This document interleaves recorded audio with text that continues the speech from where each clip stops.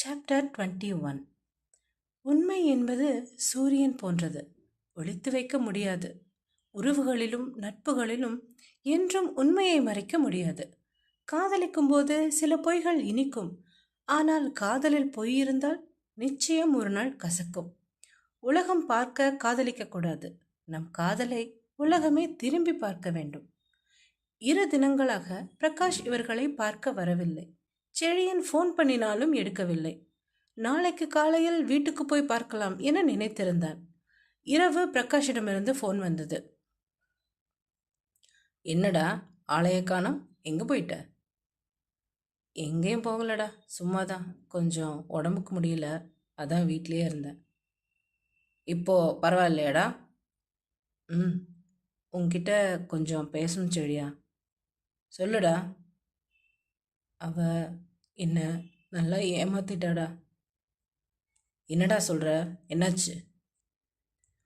தெரியல செழியா, எனக்கு ஒன்றும் புரியலை. நீ சொன்னபோது நான் கேட்கல, ஆனால் இப்போ புரியுது.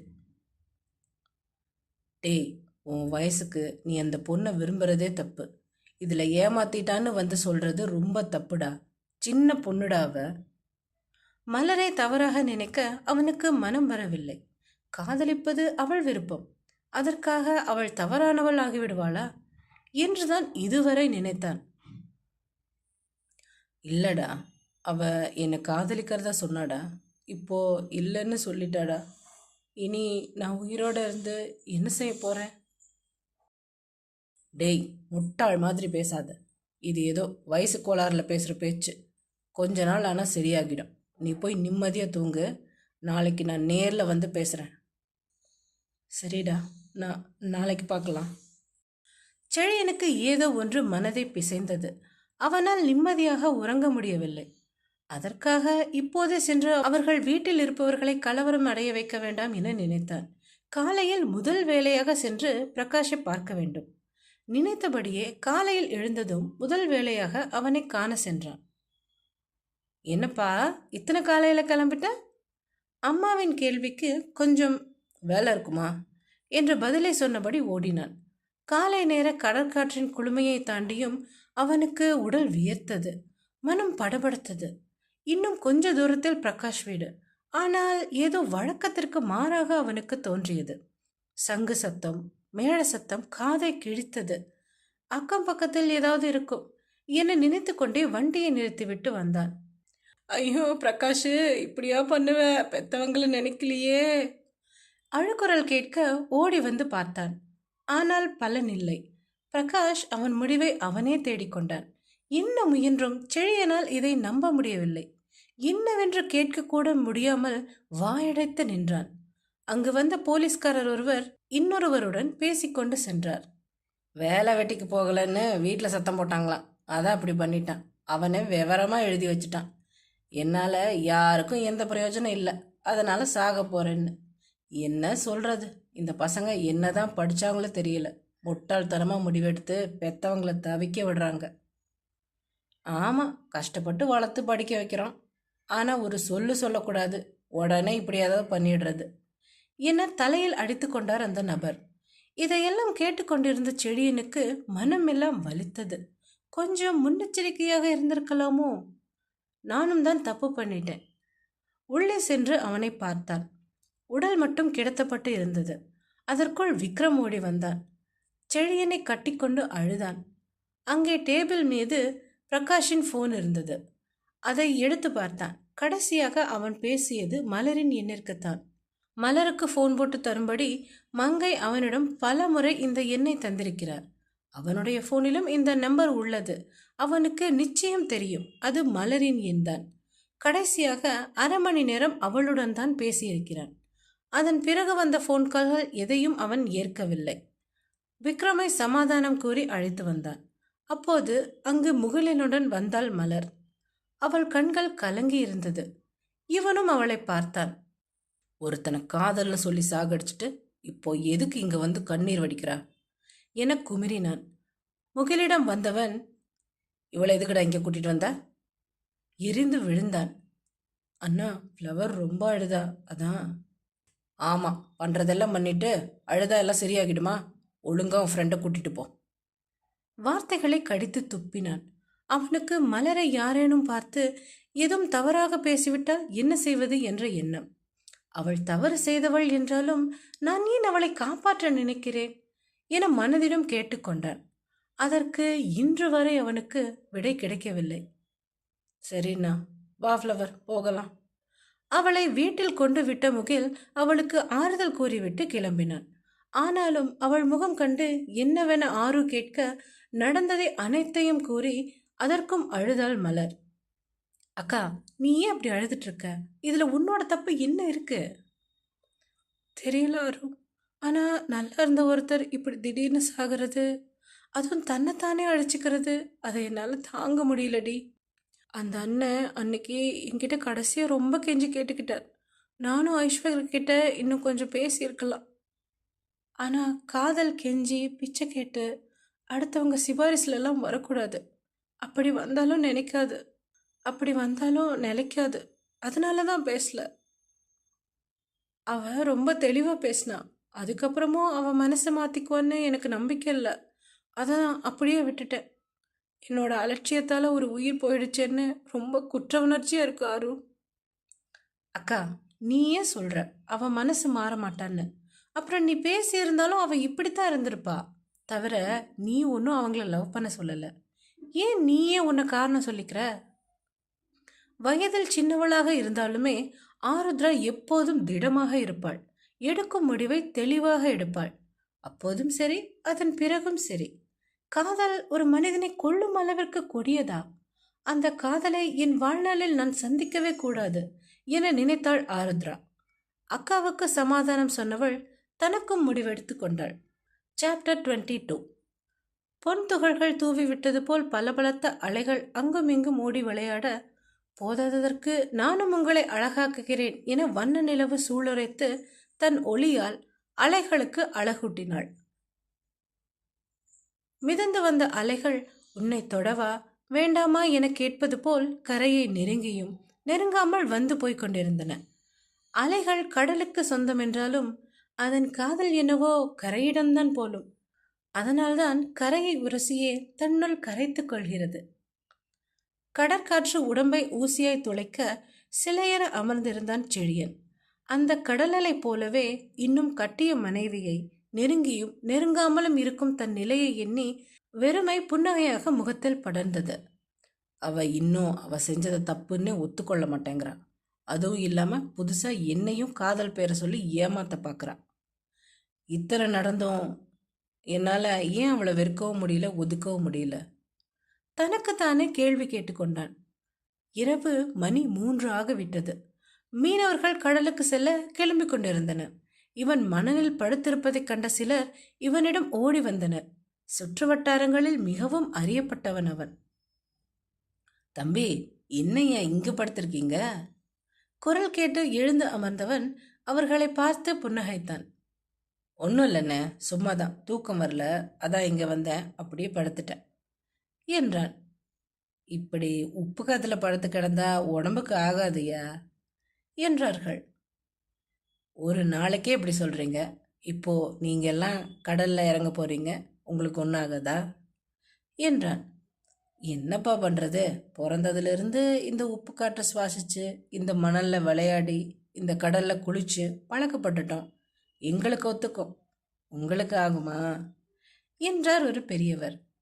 அதுவும் சரிதான், மீனவர்கள் வாழ்க்கையை மற்ற மக்கள் வாழ்ந்திட முடியாது என நினைத்தான். சரிண்ண, வளைக்குத்தானே போறீங்க? ஆமாம் தம்பி, நானும் வீட்டுக்கு கிளம்புறேன் என கூறிவிட்டு வண்டியை நோக்கி நடந்தான். வீட்டிற்குள் நுழைந்தவன் பார்த்தது ஜன்னலோரம் அமர்ந்த நிலையில் உறங்கிக் கொண்டிருந்த மனைவியைத்தான்.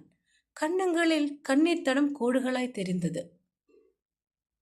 இப்படி உட்காராத சொன்னா கேட்க மாட்டேங்கிறா, கீழே விழுந்தா என்ன பண்றது? மெல்ல அவளை கைகளில் அள்ளிக்கொண்டான். மனதின் கசப்பு இவளை கண்டதும் சூரியனை கண்ட காரிருள் மறைவதைப் போல மறைந்தே போனதை அவன் அறியவில்லை. படுக்கையில் கிடத்தும் இன்னும் கூட இல்லாமல் அவளை அணைத்தபடியே மடியிலேயே வைத்துக்கொண்டு மெத்தையில் சரிந்தான். இத்தனை நேரம் அலைக்கடலென ஆர்ப்பரித்த மனம் இங்கிருந்தோ நிம்மதி வந்து தொற்றிக்கொள்ள அப்படியே கண்களை மூடி உறங்கினான். தூக்கத்திலிருந்து விழித்த மலர் கணவன் நெஞ்சில் உறங்குவதை பார்த்து கண்களை விரித்தாள். எப்படி இவர் மேல படுத்திருக்கேன் என எண்ணிக்கொண்டே மெல்ல எழுந்தாள். ஆனால் கையில் உள்ள பொம்மையை பிடுங்கும்போது அதை இறுக பற்றி கொள்ளும் குழந்தை போல் அவளை இறுக்கி அணைத்து கொண்டான். உடலில் உள்ள எலும்புகள் நொறுங்கும் அளவுக்கு இருந்த அணைப்பில் நெளியத் தொடங்கினாள். லேசாக கண்விழித்து பார்த்தவன் இறுக்கம் தளர்த்தினான். கிடைத்த இடைவெளியில் நழுவிச் சென்றாள் அவள். உதட்டில் படர்ந்த புன்னகையுடன் மீண்டும் உறங்கினான். குளித்து முடித்து கீழிறங்கி வந்தாள். என்னம்மா, இன்னும் தம்பி எழுந்துக்கலையா? மங்கை இவரிடம் காஃபியை நீட்டியவாறே கேட்டார். ஆமா அத்தம்மா, தூங்குறாங்க. முகம் பாராமல் பதில் சொன்னாள். மலரு, இங்க பாரு. என்ன அத்தம்மா? உன் கண்ணெல்லாம் வீங்கி கிடக்கு, அழுதியா? அது இல்லை அத்தம்மா, நைட் தூக்கம் வரல, அதான். கொஞ்ச நேரத்தில் சரியாகிடும். நேற்று தான் நீங்கள் 2 பேரும் ஒன்றா வெளியே போயிட்டு வரவும் கொஞ்சம் சந்தோஷப்பட்டேன். அது பொறுக்கல அந்த கடவுளுக்கு. ஏன் மலர், உனக்கு செழியனை பிடிக்கும் தானே? கலக்கமாக கேட்டார். காஃபியை மேடையில் வைத்துவிட்டு மங்கையை பின்புறமாக அணைத்தாள். என்னத்தம்மா இப்படியெல்லாம் கேட்டுக்கிட்ட? எப்பவும் சந்தோஷம் மட்டுமா இருக்கும்? அப்பப்போ கொஞ்சம் சண்டையும் போடணும், இல்லைன்னா லைஃப் போர் அடிக்கும். அதுக்காக பிடிக்காதுன்னு அர்த்தம் ஆகிடுமா? சும்மா மனசை போட்டு குழப்பிக்காம இருங்க, சரியா? ம். அழுகையை அடக்கி கொண்டார். அட, நல்லா சொல்லுங்க அத்தம்மா. சரிம்மா. ம். இப்போதான் அத்தம்மா நல்ல பொண்ணு. நான் போய் தோட்டத்தில் காய்கறி பறிச்சிட்டு வரேன் என்றவள் அங்கிருந்து வெளியேறினாள். அவள் போனதும் உள்ளே வந்தார் சதாசிவம். வாங்க. என்னங்க, காஃபி வேணுமா? கண்களை வேகமாக துடைத்து கொண்டார். ஏற்கனவே காஃபி கொடுத்துட்டோமாங்க. ஆமாம், இப்போ அந்த பொண்ணுக்கிட்ட கேட்டதை உன் பிள்ளைகிட்ட கேட்டு பாரு. மனைவியை தீர்க்கமாக பார்த்தபடி சொன்னார். அது தயங்கினார். பின்ன என்னம்மா, விட்டுடு. இப்படி கேட்டு அந்த பொண்ணை சங்கடப்படுத்தாத. மலர் தெளிவாக தான் இருக்கு. பெரியவங்க எதுக்கு எடுத்தாலும் கேள்வி கேட்டுக்கிட்டே இருக்கக்கூடாது. சில விஷயத்த கண்டும் காணாமலும் இருக்க பழகிக்கோ. நீயும் கொஞ்சம் இடம் கொடு அவங்களுக்கு, எல்லாம் சரியாகிடும். எனக்கு அந்த நம்பிக்கை இருக்கு என்றார். அதுக்காக கட்டி வச்சதும் கடமை முடிஞ்சதுன்னு இருக்க முடியுமா? இல்லைமங்க, அப்படி இல்லை. அவங்க பிரச்சனை அவங்க பார்த்துப்பாங்க. தீர்க்க முடியாத பிரச்சனைன்னு நம்மக்கிட்ட வரும்போது நம்ம தலையிடலாம். சும்மா சும்மா என்னன்னு கேட்டுட்டு இருந்தா அவங்களுக்கே இது பெரிய பிரச்சனைன்னு தோண ஆரம்பிச்சிடும். என்னால் செழியன்கிட்ட கேட்க முடியும், ஆனால் நம்ம புள்ள எப்பவும் தப்பான முடிவு எடுக்க மாட்டான். மலருக்கு அவனை பிடிச்சிருக்கு, இருந்தும் கஷ்டப்படுத்துகிறான். அதுக்கான காரணத்தை அவங்க தான் பேசி தீர்க்கணும். இல்லைங்க, அவன் கல்யாணம் பேசினப்பவே வேண்டான்னு தான் சொன்னான். நான் தான் கட்டாயப்படுத்தி என் மருமக வாழ்க்கைய. அதற்கு மேல் சொல்ல முடியாதவராக கண் கலங்கினார். அப்போ செழியனுக்கு பிடிக்கலன்னு சொல்றியா? ஆமா. உன்னால நிரூபிக்க முடியுமா? என்ன நிரூபிக்கணும்? இப்ப பாரு. செழியன் கீழிறங்கி வந்தான். அம்மா, காஃபி. மங்கை கொண்டு வந்து கொடுத்தார். அதை வாங்கியவன் கண்கள் அந்த கூடத்தை வலம் வந்தது. அனி எங்கம்மா என்றான். அவ மங்கை சொல்ல வரும் முன் சதாசிவம் கஞ்சாடையில் சொல்லாதே என்றார். என்னம்மா, அனி எங்க? உன் பொண்டாட்டிய பத்தி என்கிட்ட கேட்கறா, நான் பார்க்கல என்றார் மங்கை. என்னம்மா, இப்போதான் கீழே வந்தா, பார்க்கலன்னு சொல்றீங்க? ஏண்ட தம்பி, எனக்கு இதுதான் வேலையா என உள்ளே நகர்ந்தார். அம்மா, என்னம்மா இப்படி பேசுறீங்க என்றபடி எழுந்து மாடிக்கு சென்றான். மங்கை காதில் வாங்காதபடி உள்ளே சென்று நின்று கொண்டார். சதாசிவம் வந்து சோஃபாவில் அமர்ந்தார். அதற்குள் காய்கறிகள் பறித்து கொண்டு மலர் பின்வாசல் வழியாக உள்ளே வந்தாள். அத்தம்மா, இன்னைக்கு கத்திரிக்காய் வதக்கல் பண்ணிட்டு தக்காளி ரசமும் கிள்ளி போட்ட சாம்பாரும் பண்ணிடலாம். அப்புறம் சொல்லிக்கொண்டே வந்தவளை உள்ள இழுத்து கொண்ட மங்கை, மலரு, நீ போய் பீக்கங்காய் 2 பறிச்சிட்டு வரியா? துவையல் பண்ணி ரொம்ப நாளாச்சு என்றார். சரி அத்தம்மா, இதோ வரேன். வேகமாக போனவளை, மெதுவா போயிட்டு வாடா என்றார். சரி என தலையாட்டி விட்டு போய்விட்டாள். படிகளில் செழியன் தட தடவென இறங்கினான். ஒரு கையில் சட்டையை நுழைத்து கொண்டே மறு கையில் சாவியை எடுத்துக்கொண்டு வெளியே போக போனான். செழியா, அப்பா அழைக்கவும் அப்படியே நின்றவன், என்னப்பா என்றான்.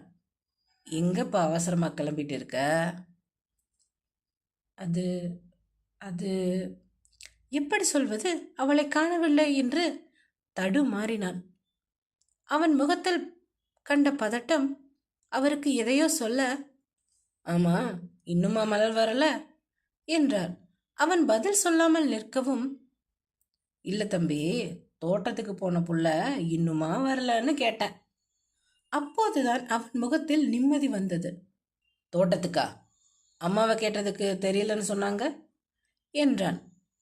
அம்மாவுக்கு தெரியாதுப்பா, என்கிட்ட தான் சொல்லிட்டு போனுச்சு, அதான் சொன்னேன். பெருமூச்சொன்றை வெளியிட்டவன் சட்டையை அப்படியே சோஃபாவில் எறிந்துவிட்டு தோட்டத்திற்கு சென்றான். மங்கை உள்ளே இருந்தபடியே இதெல்லாம் கேட்டுக்கொண்டு இருந்தார். அவன் போனதும் வெளியே வந்தவரை கைப்பிடித்து அழைத்து கொண்டு சதாசிவமும் தோட்டத்திற்கு போனார். வேகமாக சென்றவன் அங்கே பீர்க்கங்காய் பறிக்க எட்டி கொண்டு இருந்தவளை தோள் தொட்டு திருப்பி இறுக்கமாக அணைத்து கொண்டான். அதிர்ச்சியில் இருந்தவள் அப்படியே நிற்க, எத்தனை முறை சொல்றது, இப்படி சொல்லாம எங்கேயும் போகாதன்னு என்று இருக்கினான். மாமா, காய்கறி பறிக்க கூடவா சொல்லிட்டு வரணும் என்றாள் மலர். ஆமாண்டி, சொல்லிட்டு தான் வரணும். நான் கண் முழிச்சு பார்க்குறப்ப நீ என் முன்னால் இருக்கணும், இல்லை நான் மனுஷனாவே இருக்க மாட்டேன், பார்த்துக்கோ. இவளுக்கு அழுவதா இல்லை மகிழ்வதா என தெரியவில்லை. கண்களில் கண்ணீர் குளம் தேங்கியது. அவன் நெஞ்சின் படபடப்பு ஓசையை இவள் காதுகளில் உணர்ந்தாள்.